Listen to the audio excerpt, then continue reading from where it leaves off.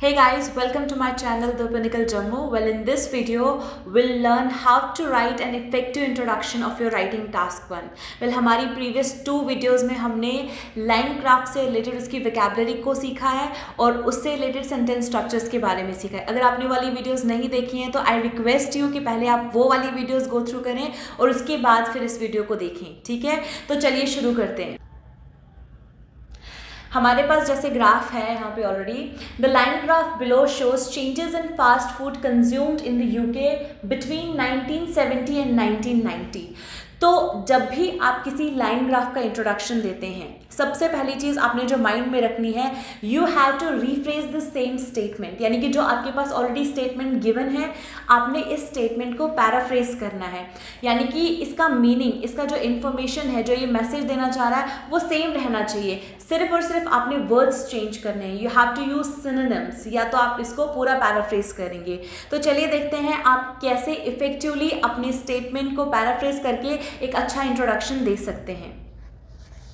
तो सबसे पहले जब भी आप लाइन ग्राफ का इंट्रोडक्शन देते हैं, आपको 4 चीज़ों का ध्यान रखना है.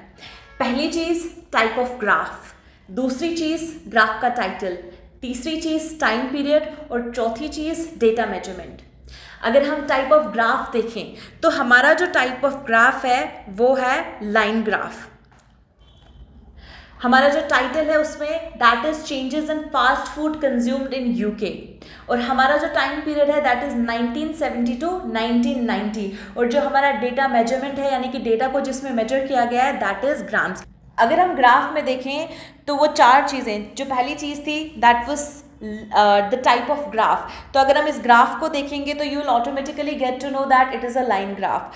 अगर हम यहाँ पे 2 मेंशन भी है the line graph below shows, तो इट इंडिकेट्स दैट आपके पास जो ग्राफ एग्जाम में आया होगा तो that will be a line graph, right. अब हम टाइटल की बात करें, जो हमें नेक्स्ट स्टेप चाहिए एक इंट्रोडक्शन देने के लिए, तो यहाँ पे ऑलरेडी गिवन है हमारे पास shows changes in fast food consumed in the UK. तो ये जो changes in fast food consumed in the UK, this is my title.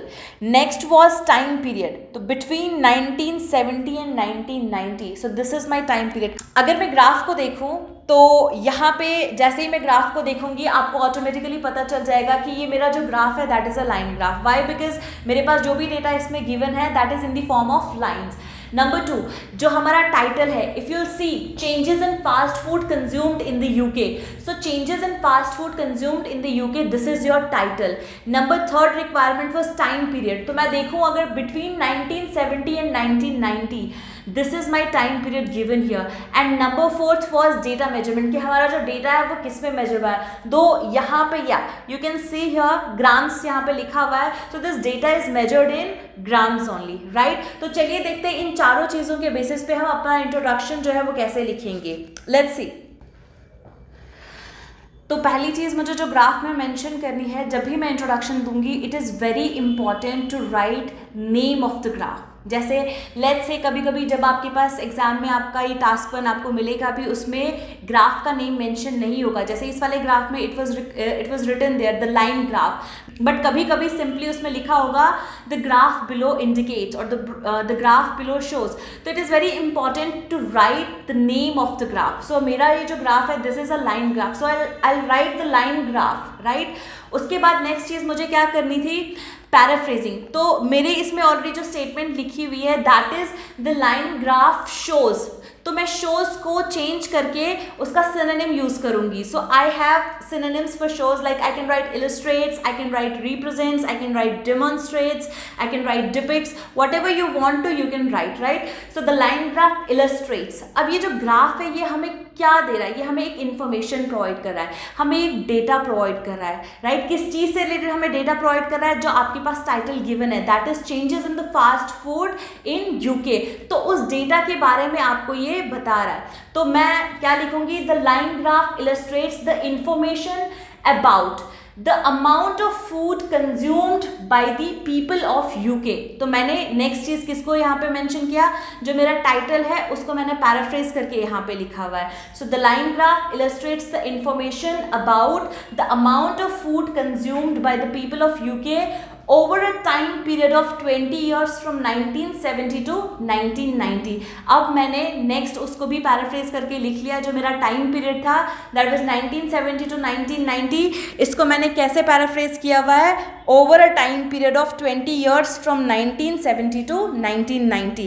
And then मैंने इसमें क्या चीज़ मेंशन करी है, डेटा की कैलिब्रेशन, यानी कि डेटा जो है मेरा वो किस में कैलिब्रेटेड है, उसका मेजरमेंट किस में हुआ है, that is in gram. So the data is calibrated in grams. So this is how you will write your introduction. मेरे हिसाब से बाद में खुद ही करूँगी.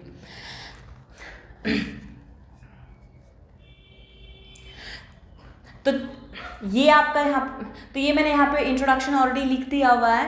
तो सबसे पहले मैंने किस चीज़ को मेंशन किया हुआ है, जो मेरा उसमें था number 1 type of graph which was line graph. So the line graph, अब वहाँ पे ऑलरेडी स्टेटमेंट में क्या लिखा हुआ है, द लाइन ग्राफ शोज. तो मुझे ये एज इट इज़ नहीं लिखना है, मुझे इसको चेंज करना है, मुझे इसको पैराफ्रेज करना है. जितना मैं इसको रिफ्रेज कर सकती हूँ उतना मेरे लिए अच्छा है, राइट. सो मैं शोज की जगह जो मेरे पास वर्ब्स हैं वो है illustrates, demonstrates, represents, depicts, reveals, whatever you want to write you can, right. तो मैंने यहाँ पे वर्ब जो है वो इलस्ट्रेट्स लिया हुआ है. So write the line graph illustrates. अब देखो ये जो लाइन ग्राफ है वो हमें क्या बता रहा है, वो हमें एक इंफॉर्मेशन प्रोवाइड कर रहा है, वो हमें एक डेटा प्रोवाइड कर रहा है, right. So the line graph illustrates the information. अब किस चीज के बारे में आपको इंफॉर्मेशन दे रहा है, टाइटल जो आपने ऑलरेडी लिखा हुआ था, changes in fast food in UK, उसके बारे में आपको इंफॉर्मेशन दे रहा है. तो आप क्या लिखेंगे, the line graph illustrates the information. अब जो टाइटल है आप उसको पैराफ्रेज करके लिखेंगे, एज इट इज नहीं लिखेंगे, you have to change it. So I have written about the amount of food consumed by the people of UK over a time over a time period of 20 years. तो ये जो over a time period है ये मैंने किस चीज़ की paraphrasing ली है, जो मेरे पास यहाँ पे टाइम पीरियड गिवन है 1970 to 1990. अब मुझे थोड़ा सा तो चेंज करना है ना अपने इंट्रोडक्शन को, जो स्टेटमेंट है मुझे उसको एज इट इज़ नहीं लिखना है. तो मैंने क्या कर दिया, टाइम पीरियड को भी पैराफ्रेज करके लिखे है. तो मैंने इसकी जगह क्या लिखा हुआ है, over a time period of 20 years from 1970 to 1990. And उसके बाद मैंने क्या चीज़ इसमें मेंशन करी हुई है, डेटा कैलिब्रेशन. तो मेरा जो ये डेटा है वो किस में मेजर्ड है, it is measured in grams. तो मैंने यहाँ पे क्या लिखा, the data is calibrated in grams. So this is how I wrote my introduction. इसमें मेरे चारों पार्ट्स, इसमें मेरे चारों चीज़ें मैंने कंसिडर करी हुई हैं. पहले मैंने टाइप ऑफ ग्राफ को मेंशन किया, उसके बाद मैंने टाइटल को पैराफ्रेज किया, और उसके बाद मैंने टाइम पीरियड को पैराफ्रेज करा हुआ है. And then I have written data calibration as well. अब सेम चीज़ को इस वे से भी लिख सकते हैं, the line graph represents the data about how much food was consumed by the people of UK over a time period of 20 years from 1970 to 1990. तो जो ऊपर वाला इंट्रोडक्शन था उसमें मैंने क्या लिखा था, उसमें मैंने लिखा था the line graph represents the data about the fast, उसमें मैंने सिंपली लिखा हुआ था about the amount of food consumed by the people of UK. But इसमें मैंने क्या किया हुआ है, इसमें मैंने लिखा हुआ है about how much food was consumed by the people of UK over a time period of 20 years. So you can write it in either ways, it is up to you only. Thank you so much guys. Next video में हम body paragraphs को form करेंगे, हम देखेंगे कि हम पूरे body को कैसे फॉर्मुलेट कर सकते हैं.